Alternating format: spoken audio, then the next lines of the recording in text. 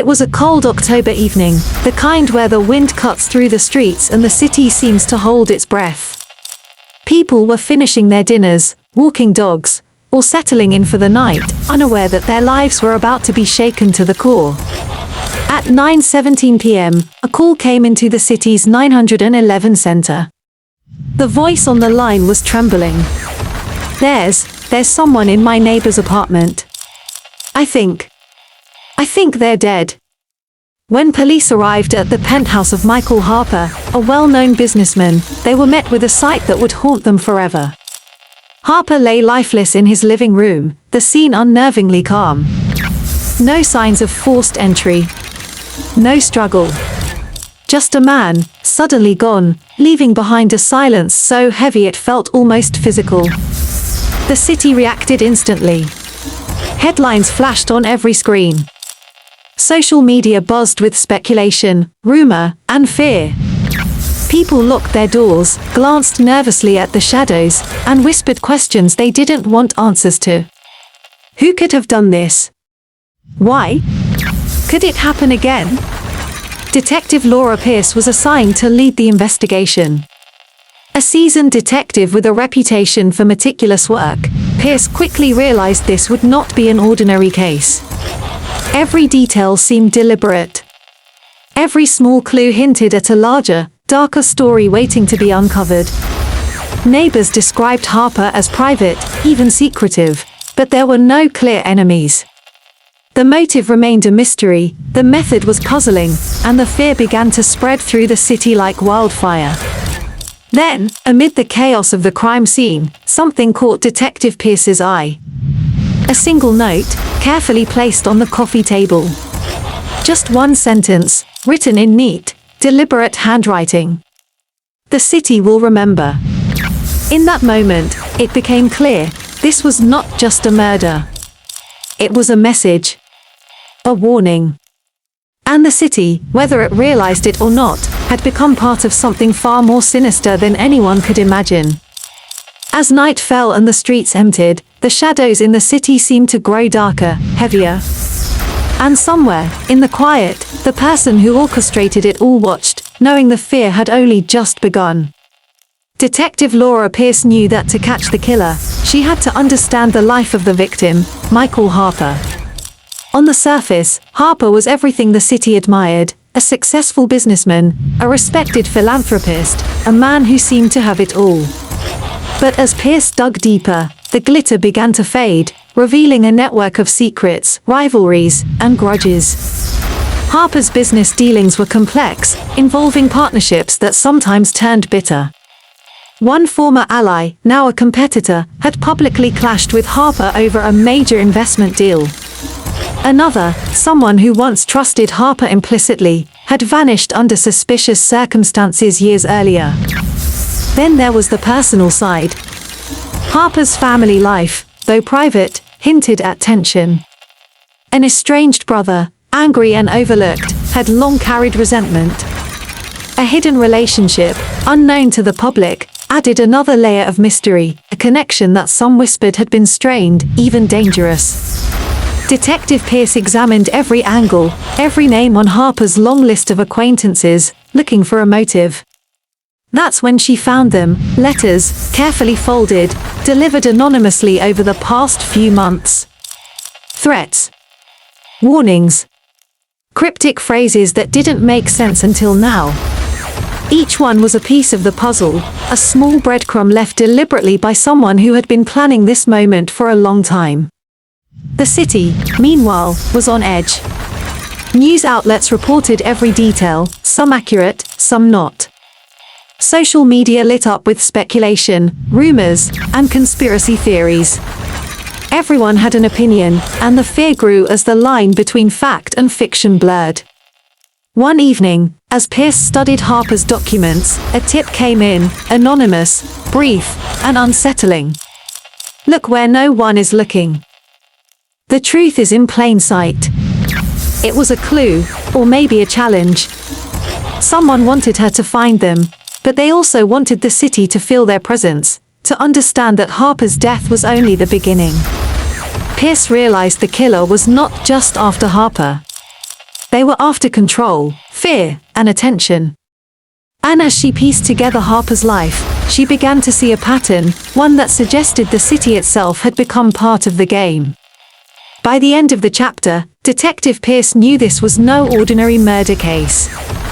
The shadows of Harper's past were reaching into the present, and the killer was still out there, watching, waiting and planning their next move.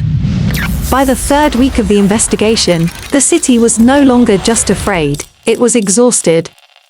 Every siren triggered panic. Every unfamiliar face felt suspicious. People stopped staying out late. Businesses closed early. The murder of Michael Harper had transformed daily life into a constant state of unease. Inside the police department, pressure was mounting. City officials demanded answers. The media demanded arrests.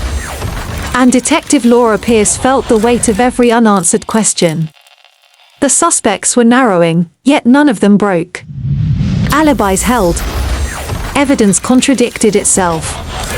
Leads dried up just as quickly as they appeared. It was as if the killer was always one step ahead, anticipating every move the investigators made. Then, late one night, everything changed. A new message surfaced. This time, it wasn't a letter. It was a threat posted online, hidden inside a discussion forum most people would never notice. The wording was unmistakable. The same tone. The same careful choice of words. You're looking in the dark. I'm standing in the light. The message sent shockwaves through the department. The killer wasn't hiding, they were watching. Engaging. Taunting the city. Detective Pierce replayed every moment of the case from the beginning. The crime scene. The note. The letters. The tip. And suddenly, a pattern emerged, one that had been overlooked because it felt too ordinary. Everyone involved had focused on enemies. On outsiders.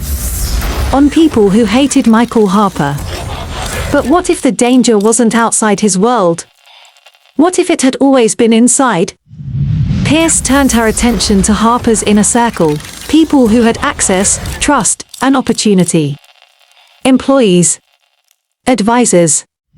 Assistants. People who knew his routines. People who could enter his home without raising suspicion. One name surfaced repeatedly. Quiet. Reliable. Almost invisible. Someone who had been present in Harper's life for years, and completely absent from the suspect list. As surveillance footage was reviewed again, Pierce noticed something chilling. A figure entering Harper's building on the night of the murder. No forced entry. No hesitation. Just confidence. The realization hit hard. The killer didn't break in. They were let in. As dawn approached, Detective Pierce prepared to act, knowing that the truth was closer than ever, but also knowing that confronting it could trigger something far worse. Because if she was right, the killer wasn't finished. And the city was running out of time. The arrest happened just before sunrise. While the city slept, unaware of how close it had come to another tragedy, Detective Laura Pierce and her team moved quietly. There were no sirens. No media. Just the steady sound of footsteps echoing down a narrow hallway. The suspect didn't resist. In the interrogation room, the truth slowly came apart, piece by piece. What began as loyalty had turned into resentment. Years of being overlooked, ignored, and underestimated had hardened into obsession. Michael Harper hadn't seen it coming, and neither had the city. The evidence was overwhelming. Surveillance footage. Digital messages. Financial records carefully manipulated over time. The killer had hidden in plain sight, protected by trust and familiarity. They had known Harper's habits, his schedule, his weaknesses. And they had planned everything.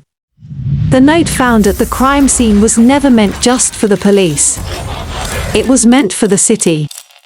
A reminder that danger doesn't always come from the shadows, it can come from the people we believe we know. When the case went to trial, the courtroom was packed. Residents watched in silence as the details were laid bare.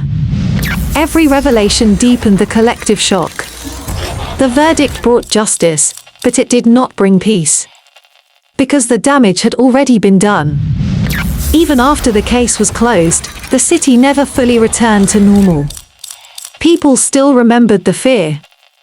The sleepless nights. The realization that safety was an illusion they had taken for granted. Detective Pierce would later say the hardest cases aren't the ones without answers, but the ones that force you to see your world differently. The city moved on, as cities always do. Streets filled again. Lights returned to the windows. But beneath the surface, something had changed. Because some cases don't end when the truth is revealed. Some cases linger. They haunt. And this one would be remembered as the case that haunted a city.